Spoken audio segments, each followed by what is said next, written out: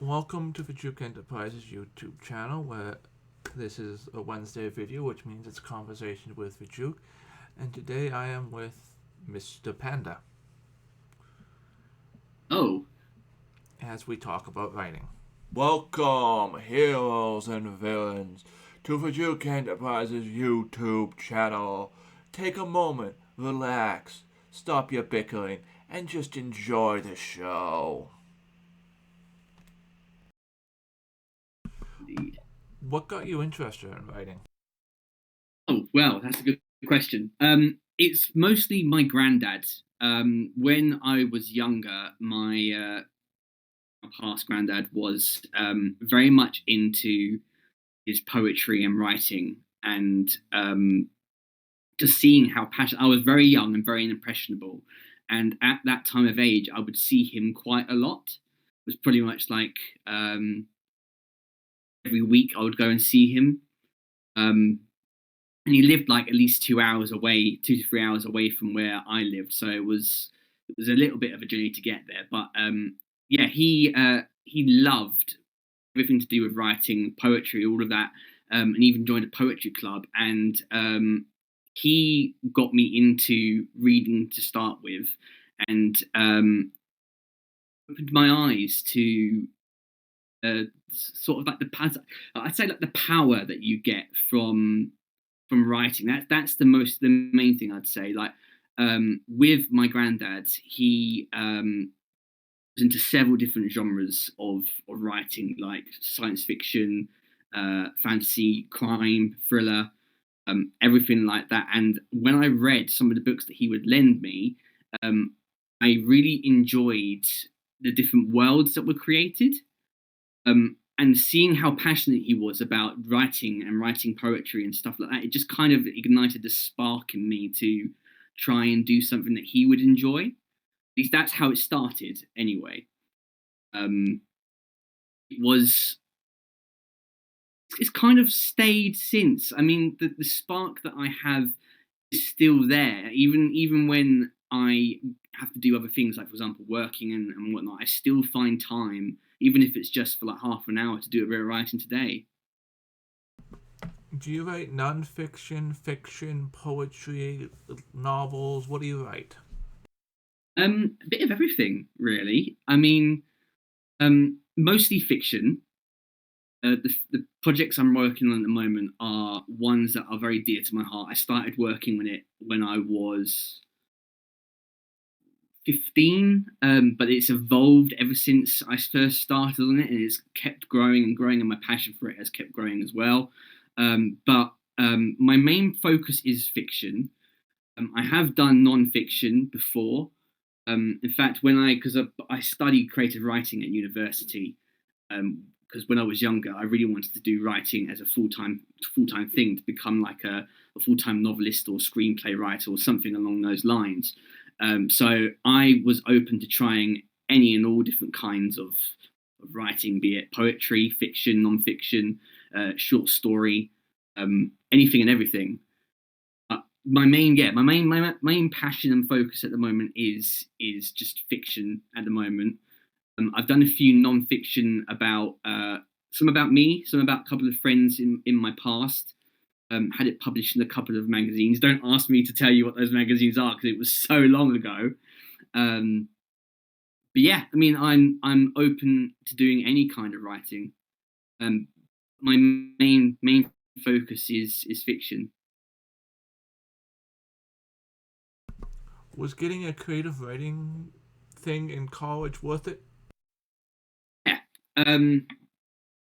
yeah, because it wasn't for me. It wasn't just the writing that I got out of it. I managed to get some long term friends who are also very much into writing as well. So, if anything, going to a creative writing degree, and yes, paying a lot of money to get the course was good. But having loads of friends who are also really passionate about writing as well helps kind of helps me to stay focused at times. Um, it is also helpful because if I wanted to get a job in the writing field, either as a copywriter or as a screenplay writer, having that background and that degree helps open doors. So I'd say yeah, it is worth it. What genres do you like? Good question. I'd say my main focus is science fiction and fantasy. I grew up reading a lot of the classics like Tolkien,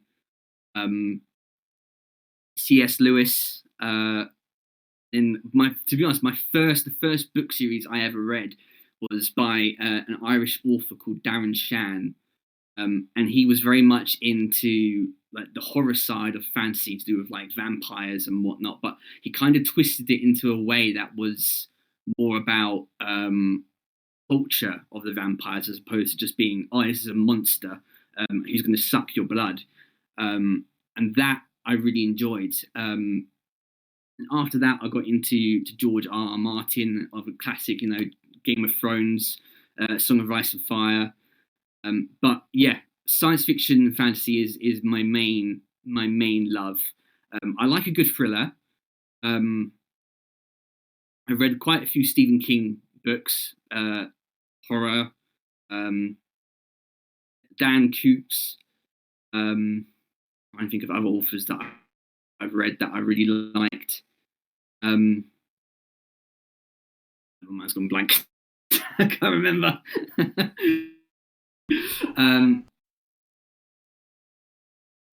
Yeah, favorite genres. Do you write in those same genres? For the most part, yeah. I have done some horror writing in the past, which is completely different to fantasy and science fiction for me, because I sometimes struggle to find. I'll be honest, science fiction and fantasy for me is easiest, just because of the amount of creative control I have over it. Like I can create a world that is completely out of my imagination. I don't have to do tons and tons of research into like a location. Like for example, I was writing a thriller that's based in London or in Montreal or in New York. Typically, if I was to do that, I would visit there and get as much research as I can. So with science fiction and fantasy, it's nice that I don't have to actually go to so much effort to do what I want to do. I can just conjure something up and work with it. I just like the power that I have. Like it's kind of like I'm a deity or like a god, so to speak. That's why I like writing in science fiction and fantasy so much. Have you ever thought of mixing other genres into science fiction and fantasy, like murder mystery or horror? Yeah. In fact, like the project that I'm working on at the moment has that kind of horror element to it. Has these kind of like supernatural creatures which are very much horrific, but not in like a gore way. It's more of a more. I don't know how to describe it. It's kind of more like a supernatural horror. Really, it's they're not your typical like demons or anything like that. They're more like they constantly come after you, and that's where the kind of horror comes from. It has a bit of suspense in it, but the horror is that they will always find you. Sounds Lovecraftian. Yeah, it is a bit. Lovecraft has kind of influenced my main writing. I mean, there has got some like Cthulhu like elements to it in terms of like like octopus and tentacles and all of that stuff. Lovecraft is very much a big influence on my writing as well.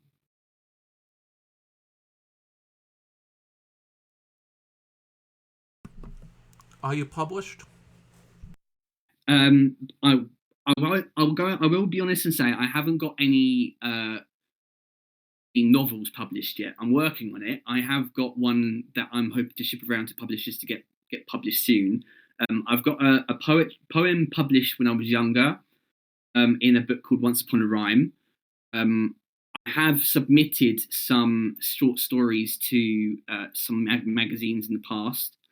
But I have also published to self-publishing websites such as Wattpad and stuff like that. I do have actual writing out there on the web.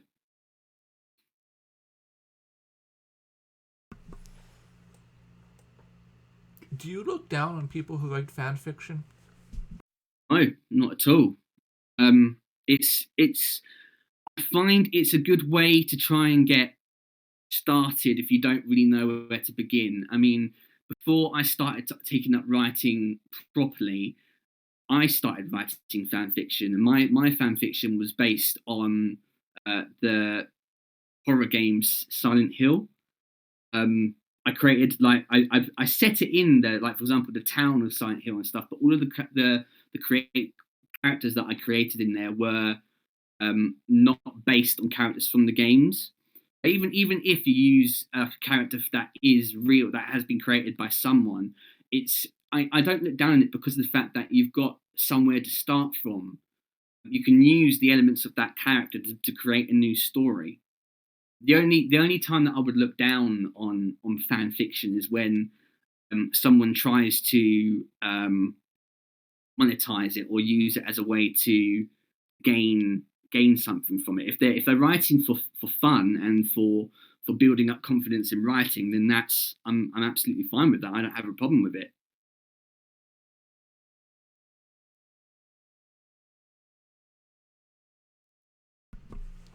As someone who writes as much as you it seems you do, can you watch media without analyzing it and trying to figure out what the writers are doing? Yeah, I can actually. Because whenever I watch, like, say for example, if I watch TV, I don't always focus on what the writers have done. I whenever I watch TV, I get myself fully involved in it. I like to try and escape into the worlds that are created. Um, like, with, for example, I also have a music background, so whenever I'm watching TV and stuff like that, I really like how the the music can interact with the scene. For example, um, I tend not to go in there thinking what has the writer done here, or like analyzing it to a really fine tooth comb level. I just like watching the plot and the story unfold. So, if you're getting ready to publish, you probably have beta or alpha readers. Were they hard to find? Um, First, yes. And that was mostly from a self confidence issue.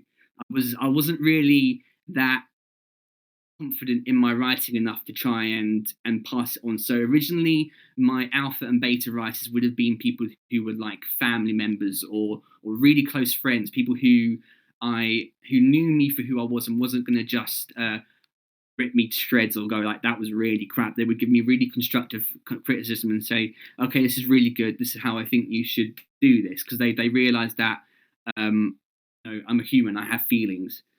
But after growing up a bit and taking writing a bit more seriously, I found alpha and beta writers to be a bit easier to find, because as you grow up, obviously your confidence grows, and especially if you carry on writing and you get really into something, you want people's criticism. You want to know if it works, if it's good or not.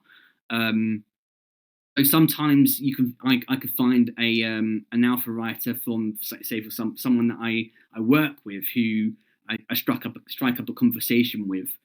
I found that the easiest way to get alpha and beta writers, though, is to join like a creative writing group of some description, if it's online, or finding one that's in a local town.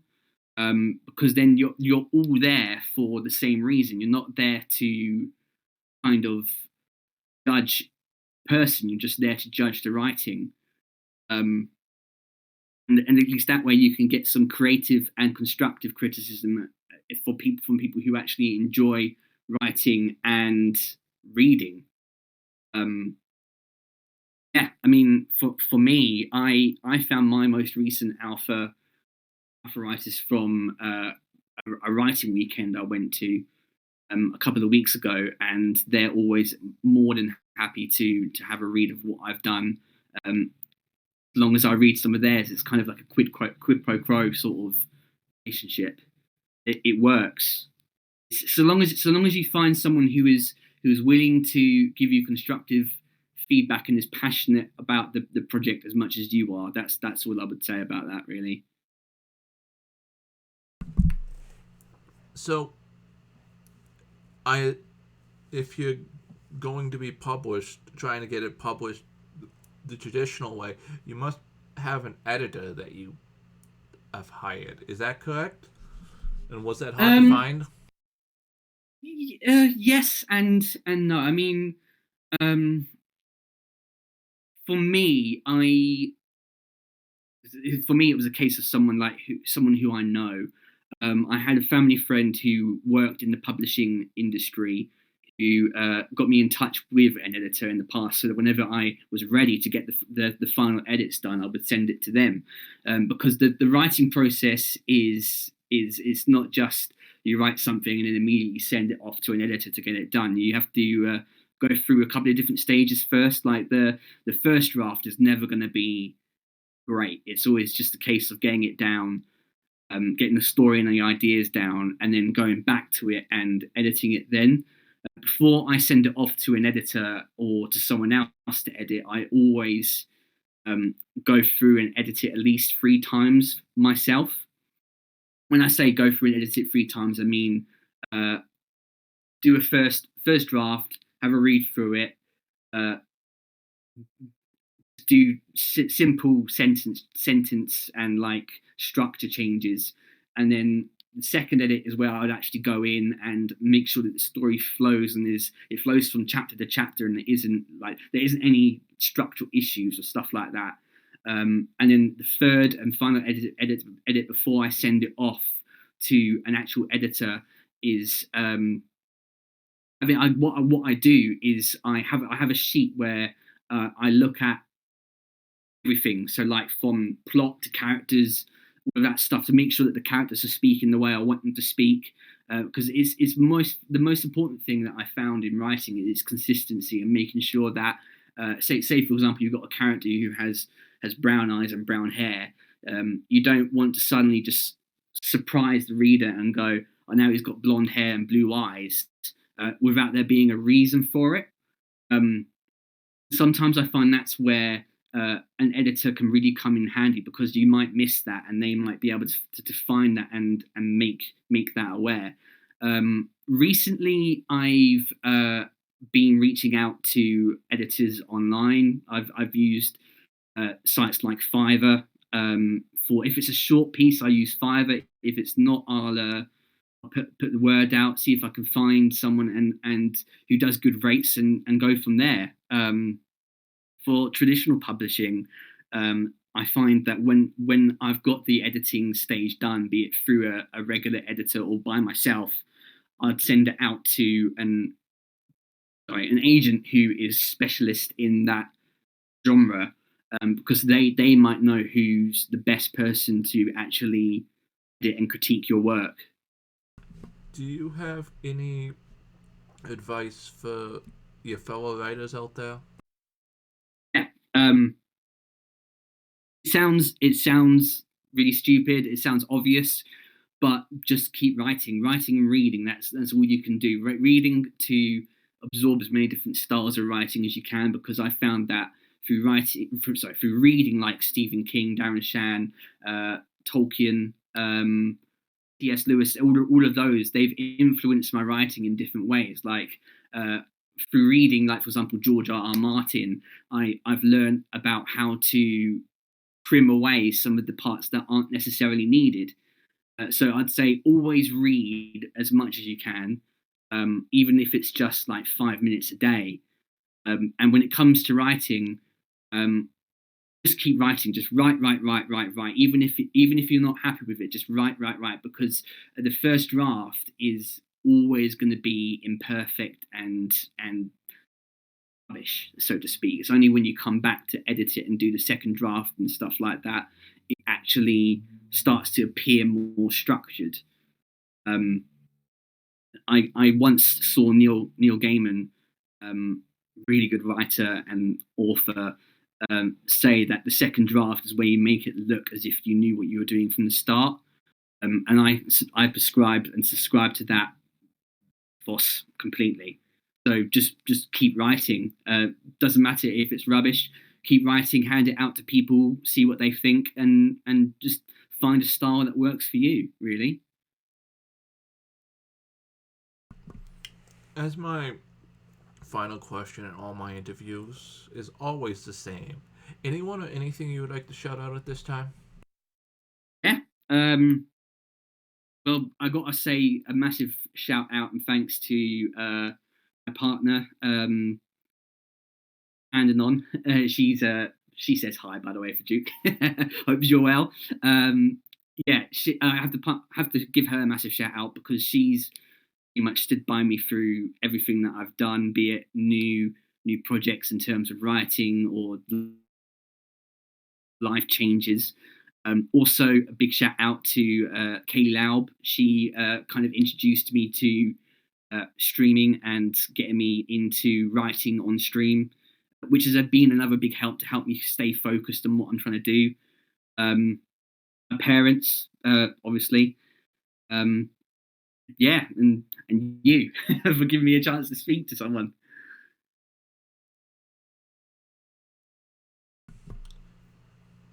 Thank you for making it this far in the video. Like, comment, and subscribe, and hopefully one day pick up Mr. Panda's book. That would be great. That would be really good.